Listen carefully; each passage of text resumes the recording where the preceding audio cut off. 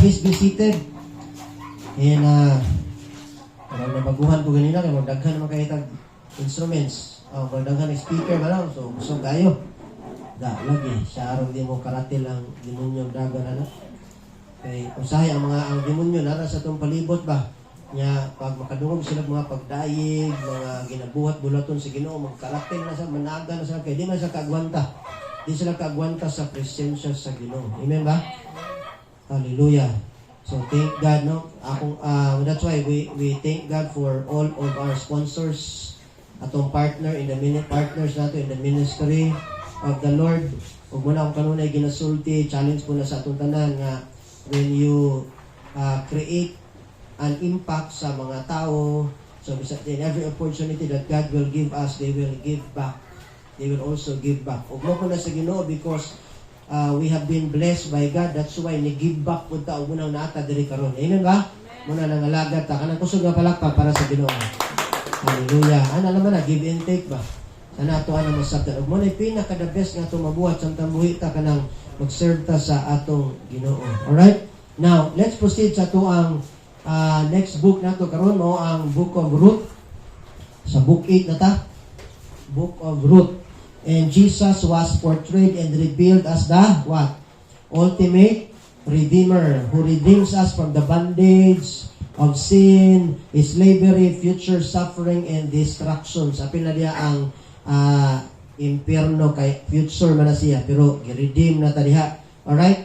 Unya, ang ultimate redemption or kaluwasan mo na central theme of the book of Ruth through the love story of Ruth, a Gentile Moabite woman, and Boaz. Remember? Mabasa mo sa libro sa Book of Ruth, ang pinakasikat diya, ang love story na ginisgutan diya, ang love story ni Ruth and Boaz. Nya kana si Boaz, a wealthy man from Bethlehem, kung asa na tao si Jesus, the father of Obed. Nya, look at this, tutugig maayo ni, kay importante kayo ni para masubay nato ang genealogy or lineage ni Jesus. Alright? Munang naay significance ang story ni Ruth and Boaz tungod kay gikan sa ilaha kalinya ni gawas si Ginoong Hesus nga atong Lord and Savior. From Boaz, a wealthy man from Bethlehem, siya ang tatay or father ni Obed. Nya kana si Obed mo na father ni Jesse. Remember Jesse? Si Jesse, the father of King David, who is also the great grandfather of our Lord Jesus Christ through his father Joseph. Kay si Joseph kalinya man na dito.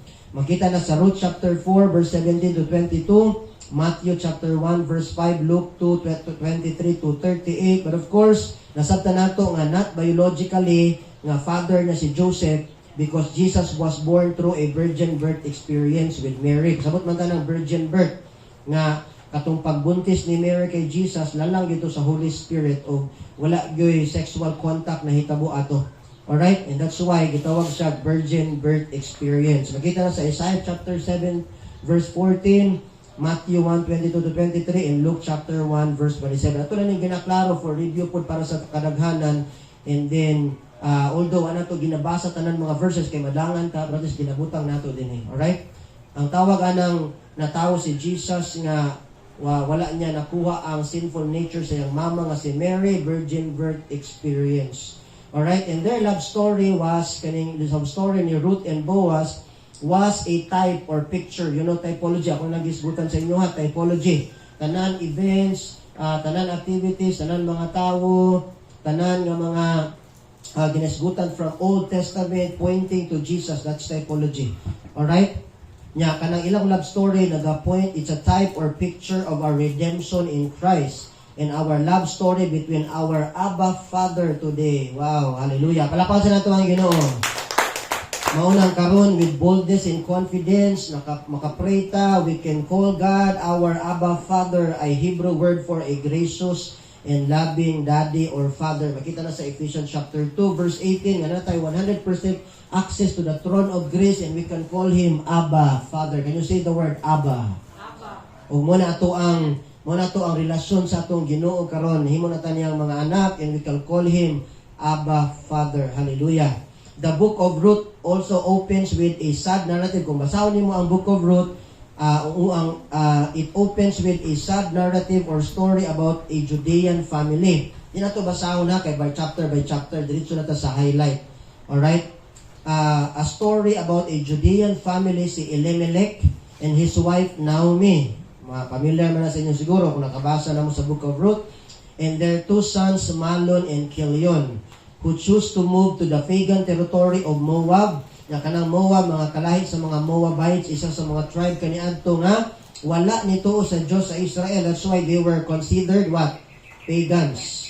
Even sa aton time karon, pag dili ka mo tuo sa Ginoo, you are considered pagan or atheist. Tama? Pero kita, nituo man tatanan sa Ginoo. No? Amen ba? Palapakan na ito ang Ginoo. Kanang kusog na palapa para sa iya. Kaya nituo tang tanan. Alright? Due to a famine. May ato man sila sa pagan territory of Moab because of famine in Bethlehem. Their hometown. Famine means tigutom, due to scarcity of basic commodities like food and drinks o uban pa. Soon after that, Elimelech died. Sad kayo, no? Namatay siya, leaving Naomi as a widow. Wala na ibana. With the sons who had both married Moabite women. So katong si Mahlon and Chilion, pangasawa silang mga Moabite women, kaya niadto man sa dito sa lugar. Alright, paminaw maayo. Some say, nag-compromise kay nakigminyo og mga pagano. Ano man na insulti sa uban, pag mutanaw ka sa negative side. Alright? Who had both pagano, but if you view it in the lens of grace, that's why I always encourage everyone, kamo nga, you look at everything in the lens of grace. Kaya makita nimo ang mas napay, mas kanabitong purpose ana nga mas maayo, mas better nga para sa ato ang tanan karon nga mga anak sa Ginoo. Alright? So some say, nag-compromise kay nagigminyo pagano. Pero when you look at in the lens of grace, it was not like that because it was all part of God's what? Redemptive plan. Kay later, after 10 years, the sons of Elimelech died too. Ang duha ka, lalaking anak niya, si Mahlon ug si Chilion. Ang nabilin kay si Naomi na lang ug ang iyang duha ka daughters-in-law, which where one of them was Ruth. Muna storya ni Ruth ug Boaz. So Naomi decided to return home to Judah and Ruth one of her daughter-in-law chose to go with her. Si Ruth na siya. So mina ang uban nagpabilin dito, ang isa. Pero si Ruth he chose to go with her. And that's para sa tuwa, that's loyalty and commitment. Alright? A picture of the Lord Jesus Christ who are always loyal and committed to us, to the presence of the Holy Spirit from the very beginning until today. No wonder wa gyud ta nahutdan nor naka-experience og scarcity or famine sa atong panimalay, kanong sa atong lamesa. Palapakan nato ang Ginoo. Hallelujah! Ana to ana masabtan. Wow! Kaya ang Ginoo ra gyud si Jesus never nagkulang, never nibiya sa tuwa. He's always loyal and committed sa ato. Loyal and committed in providing our needs.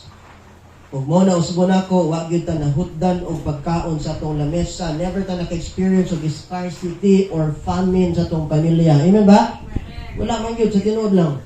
Ay mga times siguro murag tama-tama ra gyud, murag ma-short ta, murag igo-igo ra gyud kung sweldo na pagkaugma. Pero never nagkulang ang Ginoo sa tuwa. Never ta naka-experience of scarcity or famine sa atong lamesa. Kaya Ginoo, si Jesus, loyal and committed sa atong kinabuhi. Amen?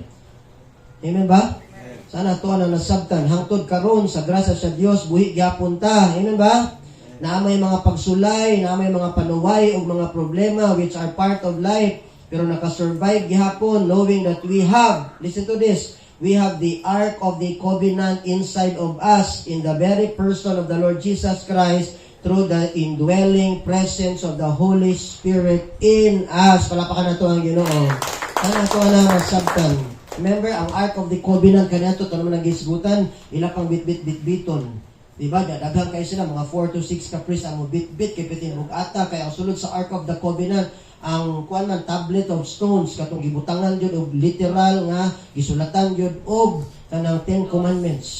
Unya, ang Ark of the Covenant mo ay nag-represent sa very presence of God mo nang kanunay nila daladalahon kay para pag makigira sila bisag asa sila muadto mudaog sila na victory batog sa mga kaaway nila kay na ang presensya uban nila. Pero sa atong time karon kanunay na uban ang presensya sa Ginoo kanatong tanan karon kay na ang Holy Spirit naga-indwell sa atong tanan. Amen ba? Hallelujah, under the new covenant of grace. Ano ito na masabtan? So di na kinahanglan bit-bit-bit-biton, nga piting budlaya, piting bugata, kay bisag asa ta mo adto, naa ang Ginoo, God in us through the presence of the Holy Spirit. Amen ba? Sana ito na masabtan. That's why, ngayon tawsahin nga, no need to invite Him as if He is far from us.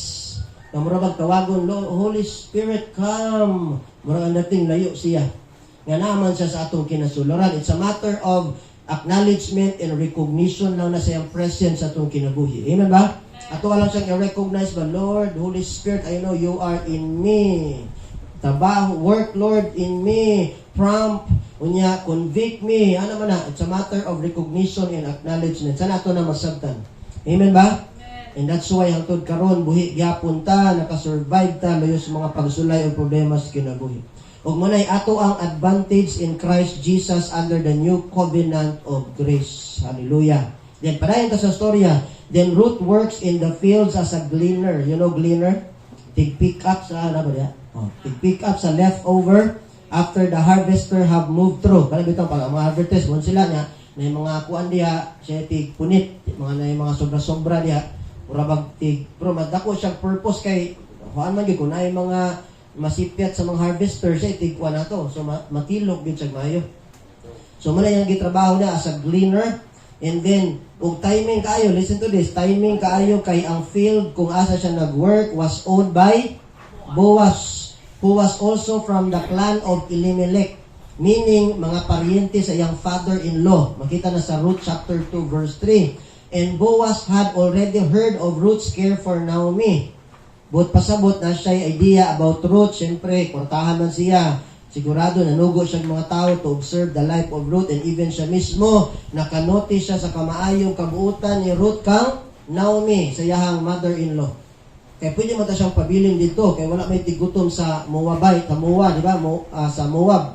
Pero ni balik siya, uban sa iyang daughter-in-law, tungkol kay buutan siya, loyal siya, committed siya sa iyang mother-in-law. It speaks about our Lord Jesus Christ. Now, nakita na ni Boaz ang kamaayo ni Ruth sa iyahang mother-in-law. Okay, nakita niya siya mismo, nakanotice siya sa kamaayo ug kabuutan ni Ruth. Alright? And now it's a challenge po na for all of us today in Christ nga sana manotice sa mga tao sa atong palibot, especially mga non-believers nga naa na tay tinuod nga Ginoo sa atong kinabuhi, pinaagi sa atong maayong gawi. Amen ba? Pinaagi sa atong sinultihan, inastahan og lifestyle. Sana ato na masabtan. Kaya kung makita nato no, munay another implications and spiritual meaning sa ilang storya ba. Si Boaz na notice niya nga buutan kay si Ruth, loyal kaayo, very committed. Yung na-notice mismo sa iyang kaugalingong mga mata, unsa ka maayo si Ruth. Alright? So sana challenge sa ato karon kita nga tanan nga nadia kang Kristo, sana manotice pod sa mga tao sa atong palibot nga natay tinuod nga Ginoo sa atong kinabuhi. Of course, sa grasya sa Ginoo. Ug ang purpose para every time mo share tagbahin sa Ginoo sa mga tao sa atong palibot in every opportunity that God will give us, tested and proven po siya sa atong kinabuhi. Makita nila nga in Christ we have new life, new perspective, new attitude, new standing and identity. Amen ba?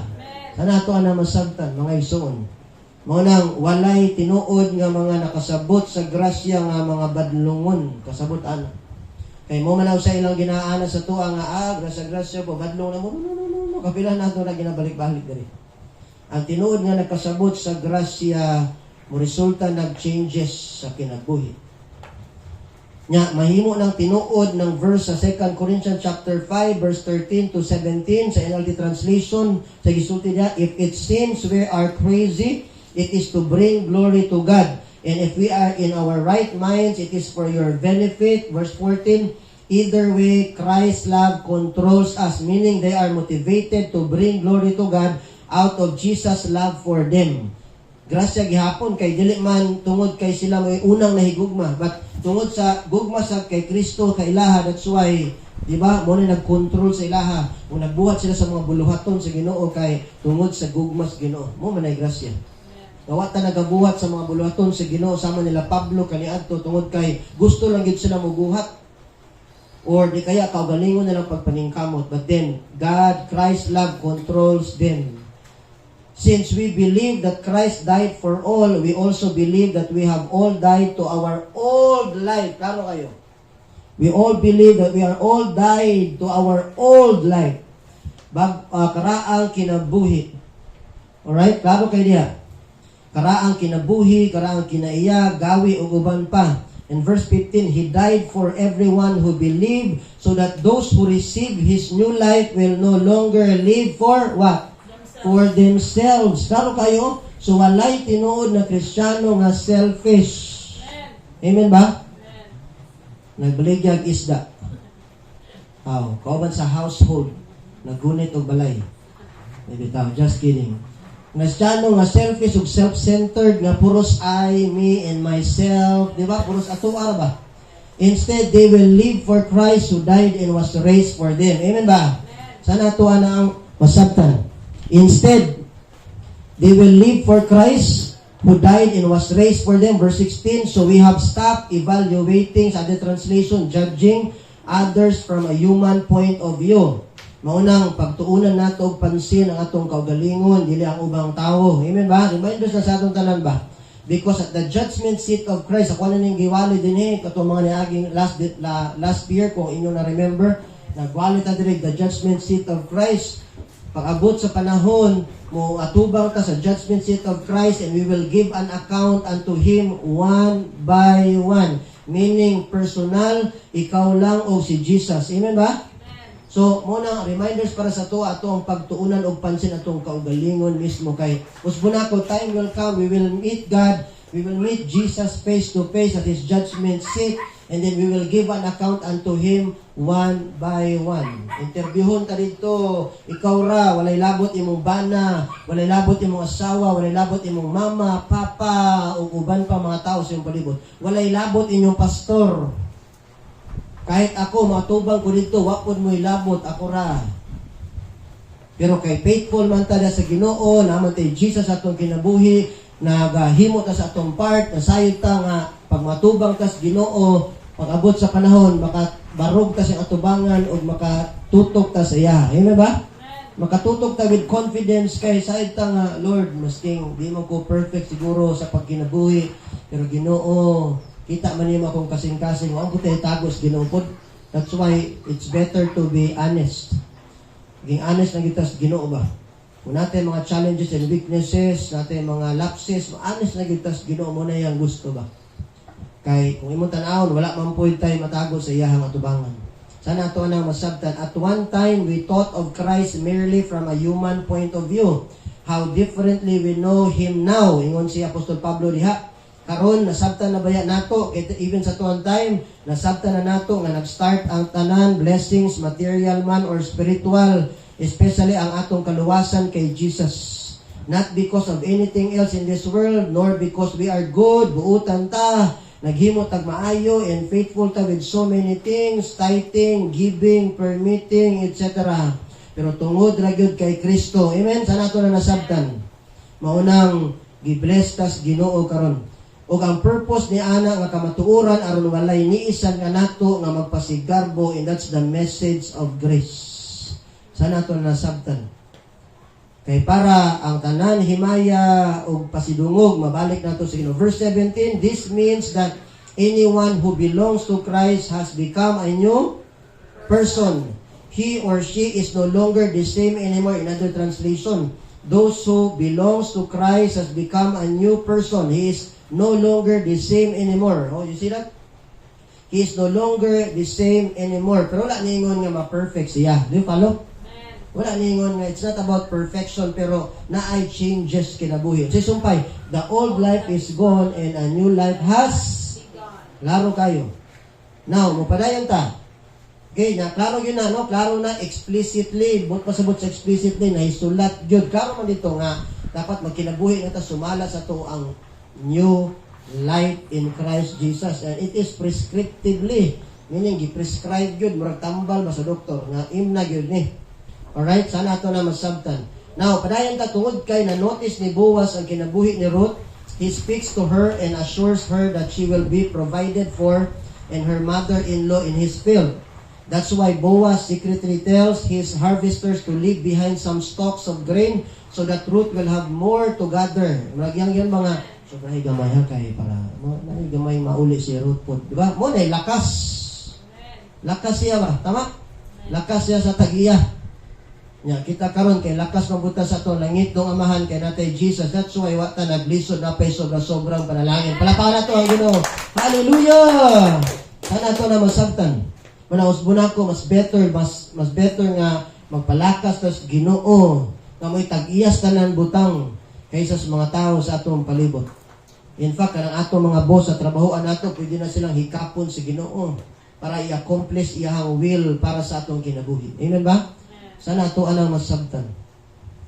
Alright? Now, unsay sumpay. So, when Naomi finds out that Ruth has been working in Boaz's field, na-identify ni Naomi, yung mother-in-law, na paryente man dahil nila si Boaz. Remember, si Boaz gikan sa clan ni Elimelech. Alright? Iyang husband nga namatay na. So, sa dihang iyang na-identify nga paryente man dahil nila si Boaz, and one of their kinsman, nasa na ginatawag og kinsman or guardian redeemers. Unsa man ang mga kinsman or guardian redeemers, a relative who had the privilege or responsibility to act on behalf or of a relative in need. Muna gitawag og kinsman or guardian redeemers. Alright, nga pwede nilang maduulan in times of trouble and difficulties. Makita na sa Leviticus chapter 25 to 55. Now, here's the climax. Listen to this of the story. Which implies a spiritual blessing of redemption or salvation. So, Ruth, kay nasabtan, so, kay nakita man nila nga kinahanglan sila kinsman redeemer. Kinahanglan siya redeemer. So, si Ruth went to Boaz and let him know that she needed a guardian redeemer. In this case, she needed it because she was not a Jew, but a Gentile like us today. Tama? Pareho ta. So, kita ninyo ang picture nga si Ruth, it's a picture of all the Gentile people. Kauban ta. Gentile man na siya. Alright? Di man na siya Hudyo. So, kinahanglan siya og Redeemer, kinsman Redeemer. Alright? And then, dili siya Hudyo by blood, kay Moabite woman man siya. After hearing and knowing that she needs it, si Boaz was pleased to offer her redemption. O dili lang niini, pakaslan pagyud siya. Wow! Ruth chapter 4 verse 1 to 10. Ang iyan ang gikinahanglan, kinsman redeemer. Pero gipakapinan pagbana. Alright? Muna, mga igsoon, pakasli na ang dapat pakaslan, my friend. Pakasli na ang mga dapat pakaslan. Mga challenge ako, my friends out there, makaduga ni, makakita ni nga video. Pakasli na ang mga dapat pakaslan. Kaya importante kayo na. Be a kinsman redeemer para sa ila o para sa inyong mga anak. That's the importance of marriage. Amen? Laro yun na. So that you and your children will be under and covered with God's blessings for your family. Kaya naay specific nga mga panalangin nga gialat ang Ginoo para sa pamilya. Ug mo nang ato ang sundon ang iyang kabubuton. Sana ito na masabtan. Alright? Sana dili ta malain kung kanunay tang gina-encourage niya na nga yuson ang atong pagpuyo. Kaya nga naman para gihapon na sa atong kaayuhan tanan. Amen ba? Ug ang tanan tao nga nahigugma nato, they will continue, they will keep on encouraging us to follow God's will and standard. Amen ba? Bot pasabot nahigugma sila sa tua, concern sila sa tua. Sana tua na masabtan. Alright? And now, kani nga love story of Boaz and Ruth is a concrete picture of our relationship with God through the Lord Jesus Christ nga before kita nagkinahanglan po tag Redeemer. Tama? Nagkinahanglan po tag manluluwas. And Jesus offered Himself on the cross on our behalf as Gentiles, same as Ruth. Nga walay labot sa piniling katawhan sa Diyos. But now, because of our faith in Jesus, have been given another chance to live a new life. Amen ba?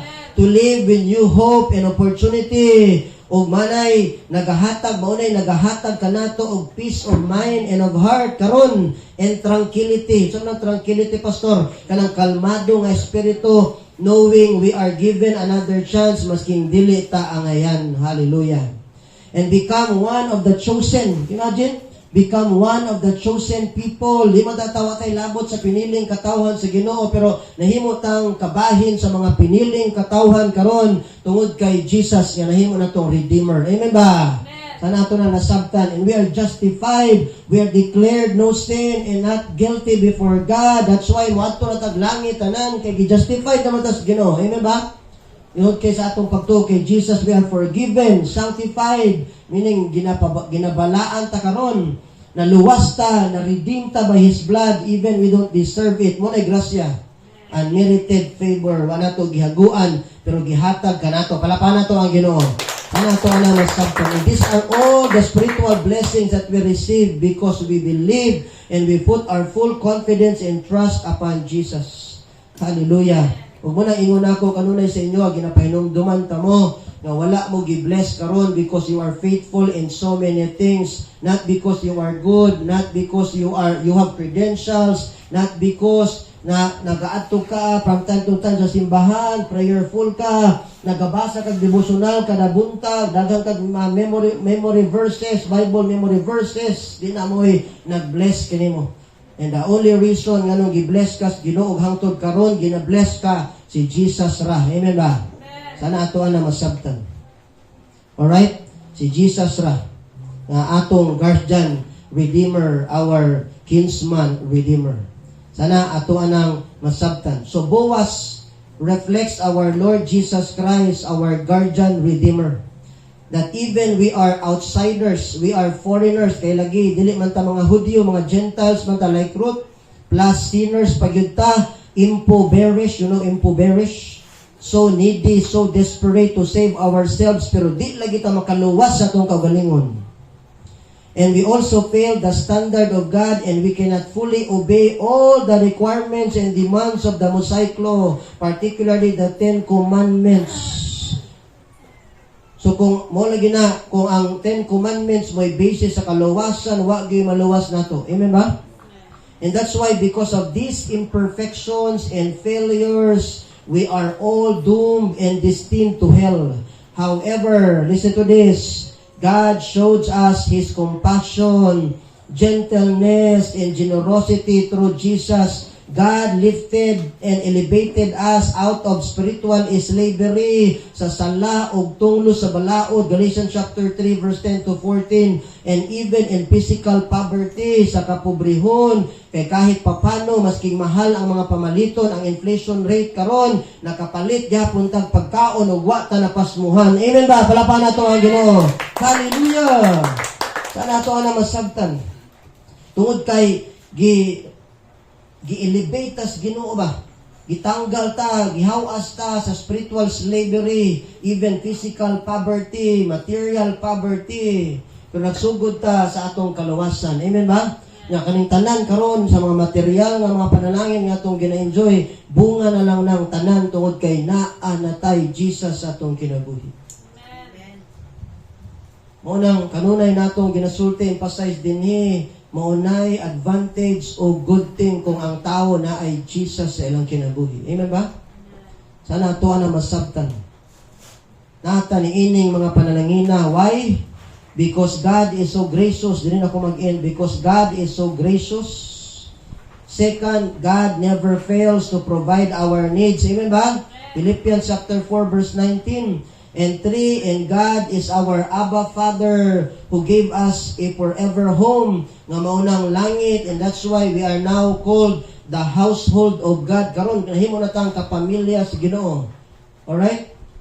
Sana ato anang nasabtan ug mo na pinaka the best nga pamilya kanang may belong kas pamilya sa Ginoo. Ephesians chapter 2 verse 19. And also we are called the citizens of heaven. Palapan nato ang Ginoo. Hallelujah! So mga citizens, di lang ta citizens of the Philippines, but we are now citizens of heaven. Hallelujah! Sana ato ana masabtan. So tagalangit na kay so, my friend, in Christ Jesus, mga citizens of heaven na tang tanan. So kung mga citizens of heaven na tang tanan, so munang we are challenged to live a life nga langit nun pod, nga mag-reflect pod tas kamaayos Ginoo sa atong kinabuhi, mo-reflect pod nga kitang tanan mga citizens of heaven na ta. Amen ba? Sana ato ana masabtan. Nay niingon nga, ako maligi mo sa langit lagi. Wala pa, kaya na pa may diskalibutan, pero sure na nga namin langit padulungan. Amen ba? Kaya namin Jesus sa among kinabuhi. Sana ito anang masabtan. Dili na ta outsiders, dili na ta mga outcast, nga mga walay tag-iya, wa tag-iila sa Ginoo, mga laing tao ta. Pero we are now belong to the family of God, citizens of heaven, because we are now God's children because of our faith in Jesus. And that's our new identity in Christ today. And that's the message of grace. And that's the message of the book of Ruth. Hallelujah. Palapakan nato ang Ginoo. Kanang kusog na palapa para sa iyan. Sana ato nang masabtan.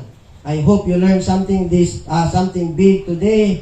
Kung ato nang may kinabuhi ang ato mga natun-an karong adlaw. I request everyone to please rise and let's come to the Lord in prayer. Napatay 10 minutes before mag 11:30. And this time, I will allow you to talk to the Lord. I will allow you to talk to your Abba Father in Christ Jesus. And I know sa kalagandaghan mga gibanggit sa Ginoo, gitudlo sa atos Ginoo dire, I know na is something sa iyang pulong nga ni appropriate sa atong gikinahanglan karon. So kung unsa man na, ikaw lang ang nasayod ana, my friend, ikaw lang ug ang Ginoo. That's between you and the Lord. Kung sayang pagsulti kanimo karon. Ug ang challenge, unsa man imong response. Unsa man imong response. Paghimog commitment sa Ginoo. Nya kung nasa'y challenge kanimo na dapat nimong buhata na, decide by His grace. And I tell you, my friend, His grace will overflow. His blessings will overflow. Sunda lang ang Ginoo and finances will follow. I tell you, my friend. Church, just follow His will and everything will follow smoothly. Tested and proven na sa kadagandaghang mga anak sa Ginoo nga nagsunod sa iyang kabubuton. Sunda. If God personally telling you today to do something, my friend, church, do something.